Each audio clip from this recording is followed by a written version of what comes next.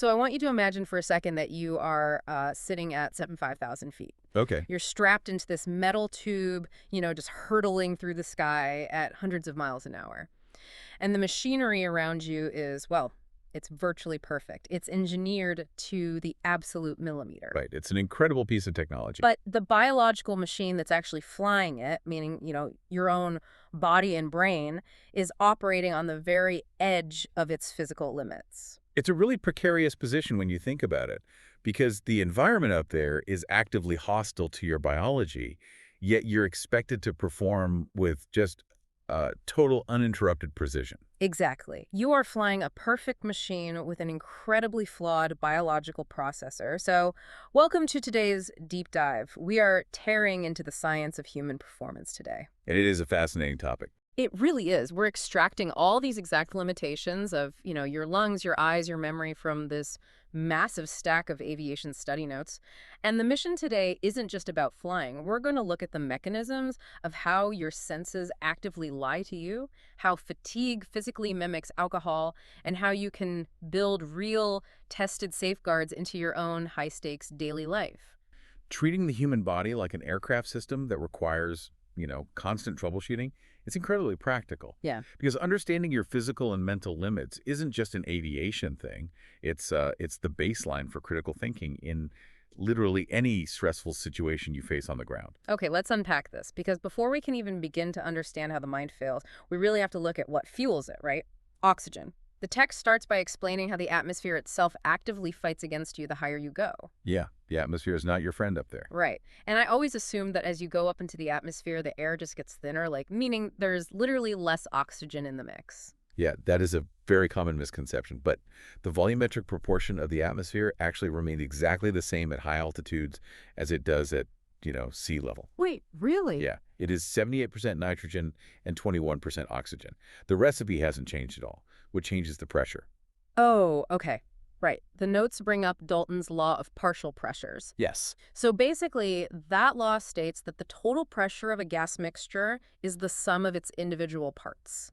So at sea level, you have the weight of the entire atmosphere above you just pressing down, but at 35,000 feet, that total weight drops significantly, even though that 21% ratio is identical. Exactly. And that pressure drop is what causes what we call a hypoxia. Hypoxia. Right. See, your lungs rely on a pressure differential to push oxygen into the blood via these tiny little structures called alveolar sacs. Yeah. So when there is less outside pressure pushing inward, There's less expansion. exactly, less alveolar expansion, less oxygen binds to your hemoglobin, and you essentially, you begin to suffocate. Think about it like a passive vacuum cleaner. If your lungs are the vacuum at sea level, the heavy weight of the atmosphere is aggressively pushing the dirt, like the oxygen, right into the nozzle. Right. Take away that atmospheric weight, and the vacuum simply doesn't have the suction to pick up the oxygen, no matter how much of it is just floating around your head. That is a perfect visualization. And what's terrifying is the timeline here. At 35,000 feet, deprived of pressure, your time of useful consciousness is only about 30 to 60 seconds. Wow, 30 seconds. Yeah, that is the maximum window you have to perform useful tasks before complete cognitive collapse. That's crazy. And, I always assumed hypoxia just felt like holding your breath until your lungs burn. Oh, no, not at all. Right. The notes say the real danger isn't physical. The very first symptoms are mental. You experience poor judgment, a total loss of concentration, and you lose all self-critique. Because your brain and your eyes, they're the most metabolically active organs. They are exquisitely sensitive to oxygen deprivation. You won't even realize you are suffocating because your brain is physically too starved to, process the alarm. That is so wild. Yeah, many pilots actually report feeling a sense of euphoria right before they pass out. And it gets worse, right? Because of how our bodies naturally react to the stress of an emergency. When people panic, they hyperventilate, they start overbreathing. Oh, yeah, which is the worst thing you can do. You would think taking in massive, rapid gulps of air would help if you're suffocating, but the physiology does the exact opposite. It's entirely counterproductive. When you hyperventilate, you are rapidly blowing off carbon dioxide. Right. Now, your body needs a specific baseline of carbon dioxide in the bloodstream to keep the blood vessels to your brain dilated. So when your CO2 levels just plummet, those arteries physically constrict. Oh, wow. So by panting in a panic, you are literally choking off the blood supply to your brain. You can trigger hypoxia sitting in a chair at sea level just by hyperventilating. So for you listening, whether you're dealing with a crisis at work or a physical emergency, your biological instinct is to overbreathe. You have to apply a manual override. Absolutely. Consciously force yourself to slow your breathing rate and depth. And if you are safely on the ground and, you feel a panic attack coming on, use the classic paper bag trick. Yes, that actually works based on science. Right. Breathing into a paper bag forces you to re-inhale your own carbon dioxide. It dilates those blood vessels back open and physically restores the blood flow to your cognitive processor. You are basically taking manual control of an automatic and frankly flawed biological system. Okay, so a lack of oxygen starves the brain and destroys our judgment. But what about when we have plenty of oxygen? Here's where it gets really interesting. What happens when our sensors, like our eyes and ears, just feed the brain bad data? Well, then we enter the realm of sensory illusions. And human biology is spectacularly poorly adapted to moving at high speeds or, operating in 3 dimensions. Let's start with vision, which is our master sense. I was absolutely blown away by the mechanics of night vision in these notes. The very center of your eye, the fovea, is packed with cones, right? And cones give us high detail and color and bright light. Correct. But the fovea has absolutely zero rods, which are the photoreceptors we use for low light vision. Exactly. What's fascinating here is that the rods are distributed around the periphery of the retina. Because there are no rods in the very center of your vision, at night, your central vision is virtually blind. Wait, literally blind. Literally blind. If you stare directly at a dim object in the dark, say a distant taillight or a star, it will literally disappear from your visual field. That is just messing with my head. And on top of that, it takes 30 minutes for your eyes to actually adapt to the dark. I didn't realize it was like a chemical process. It is entirely chemical, yeah. The notes explain that your rods rely on a chemical called rhodopsin, or visual purple, which gets instantly bleached out by bright light. It takes a full half hour for that chemical to rebuild in your eyes so you can see in the dark. Which is why a single flash of lightning or, checking your bright smartphone screen at night instantly ruins your night vision. You bleach the rhodopsin, and that 30-minute clock just starts all over again. And even in broad daylight, our eyes are kind of lazy. The text outlines something called empty field myopia. Oh, this is a big one. If you are looking into a completely featureless environment, an empty blue sky, a foggy whiteout, or even just a long, perfectly flat stretch of desert highway, your eye has nothing sharp to lock onto. So the lens just relaxes. It defaults to its resting state. Right. It focuses about 1 to 2 meters right in front of your face. You could have a massive hazard a mile down the road, and your eyes are literally not focused far enough out to process it. Because the visual system relies heavily on context clues, which leads to runway illusions like the black hole effect. The black hole effect sounds ominous. It is.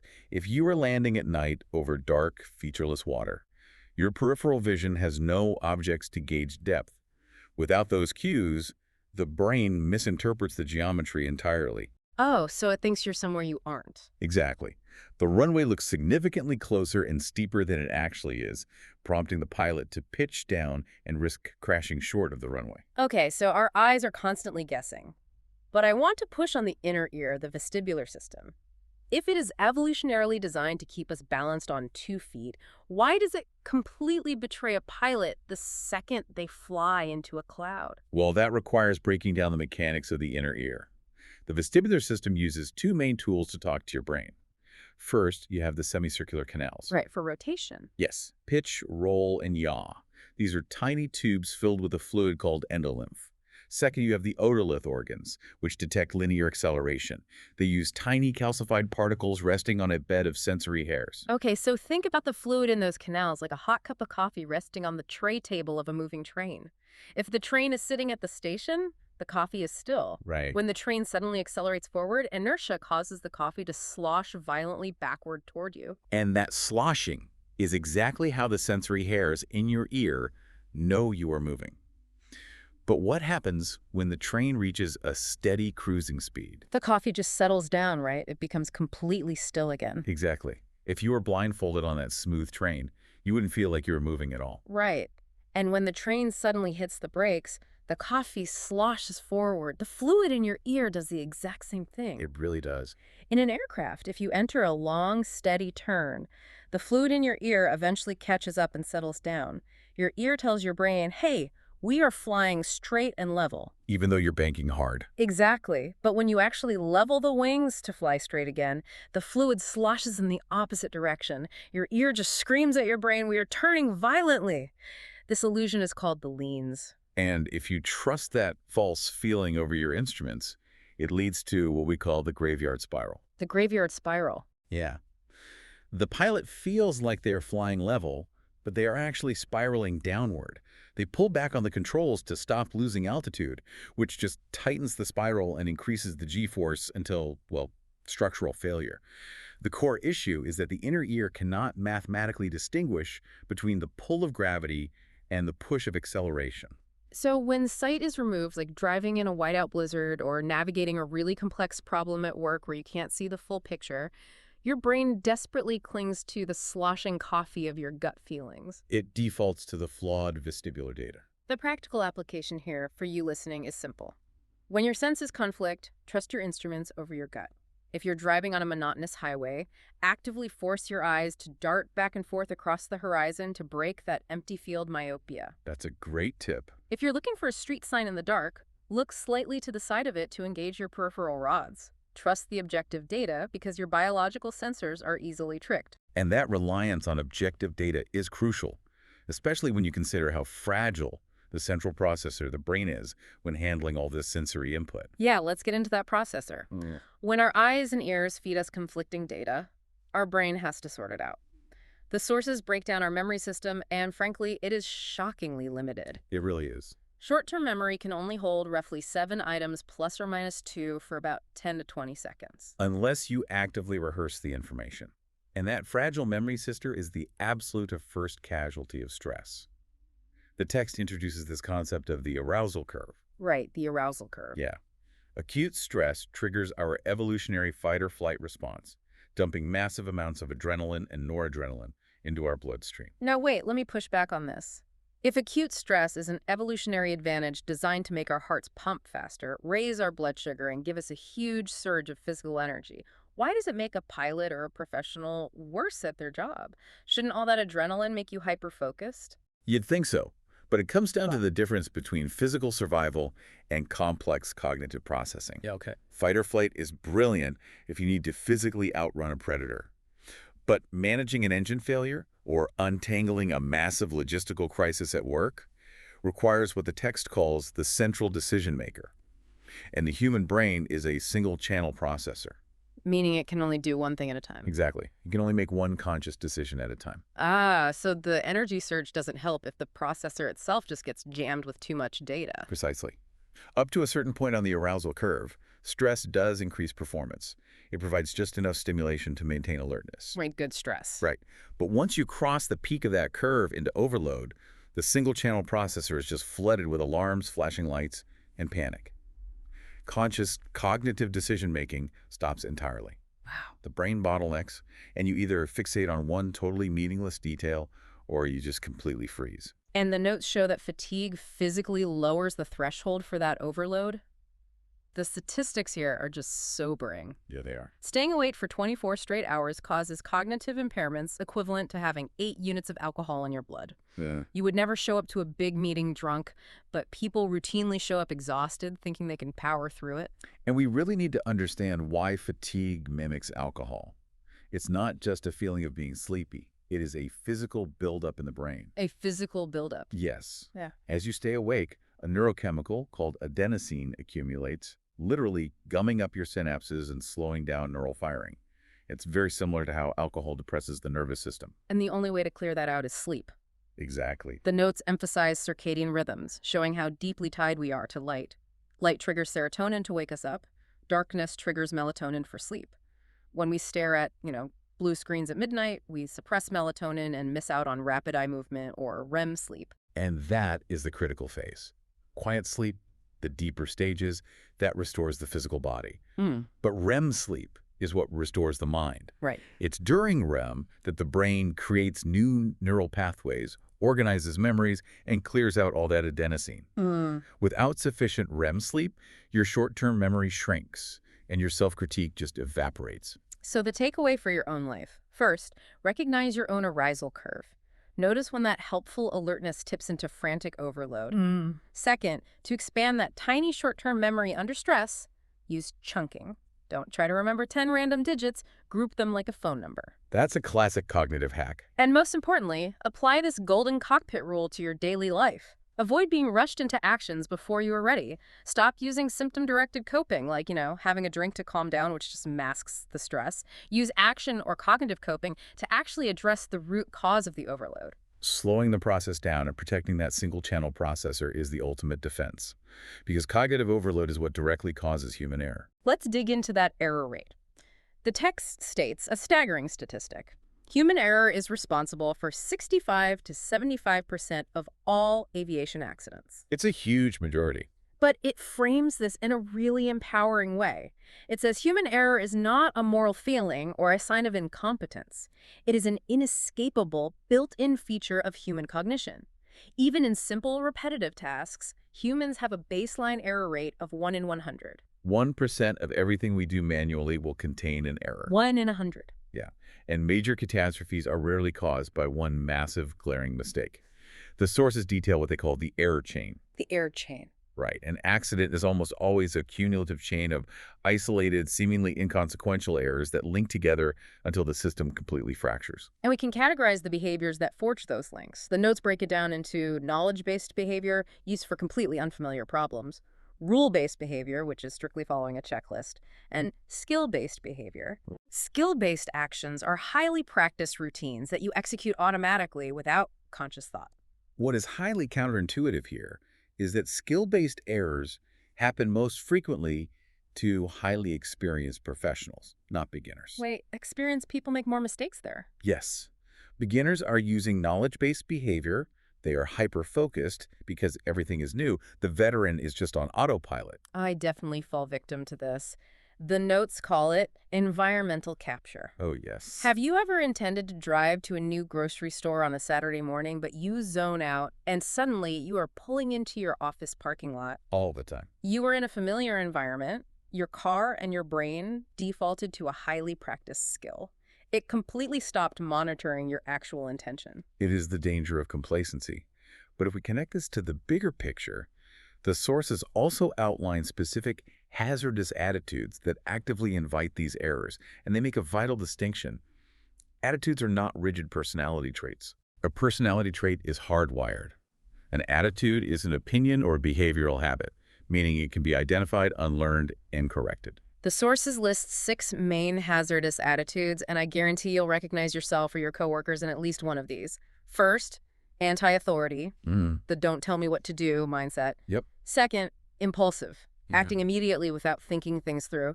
Third, invulnerability, the belief that it will never happen to me. A very dangerous one. Absolutely.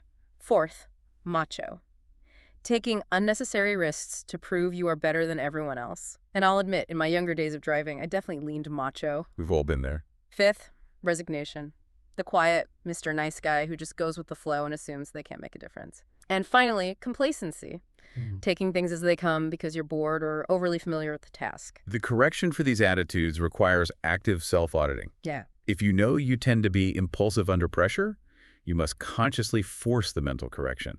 Think before you act. If your tendency is resignation, you must internally repeat.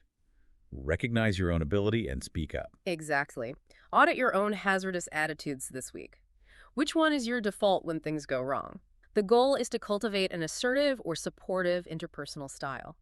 Be confident in your thoughts, but express concern for others without abandoning your own valid opinions. Because if our biology is fragile, and our senses are easily tricked, and our brains are inherently prone to a 1 in 100 error rate, how do we ever make safe decisions? Right. The answer is shifting our reliance completely away from gut instinct. So what does this all mean?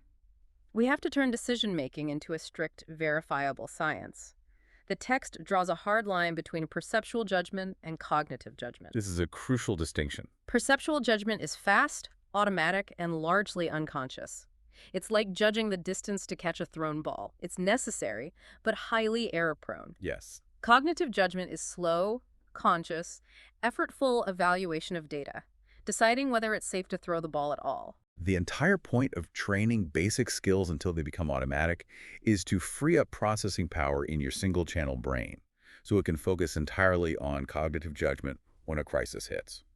And to structure that cognitive judgment, the aviation industry uses a strict data-informed decision-making process. It's 6 steps: ask, acquire, analyze, apply, announce, and assess. 6 easy steps. Right. You ask what the most urgent problem actually is. You acquire info from every available instrument. You analyze the data without bias. You apply it using your expertise.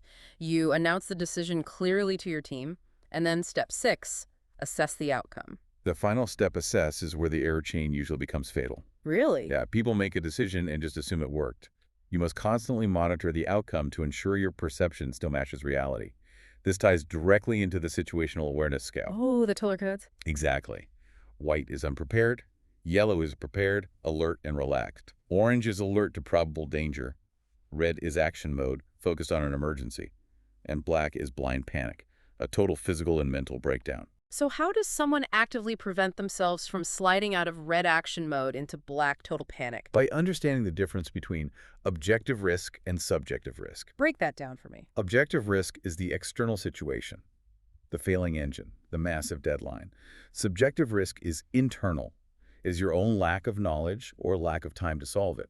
You slide into black panic when your subjective inability overwhelms the objective problem. Ah, I see. By rigorously applying those 6 steps, you slow the brain down, you gather objective data, and you bridge that knowledge gap. You force the single-channel processor to stay logical, which keeps you out of the black zone. So whatever crisis you face this week, strive to live in the yellow zone, alert, prepared but relaxed. When forced into action, do not trust your gut. Use a framework. Slow down. Ask the right question. Acquire every piece of data.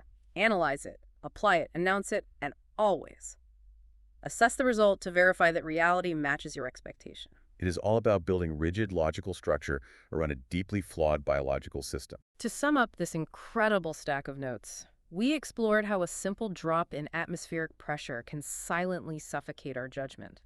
We examined the fluid mechanics of how our inner ears can trick us into spiraling downward while we swear we're flying straight.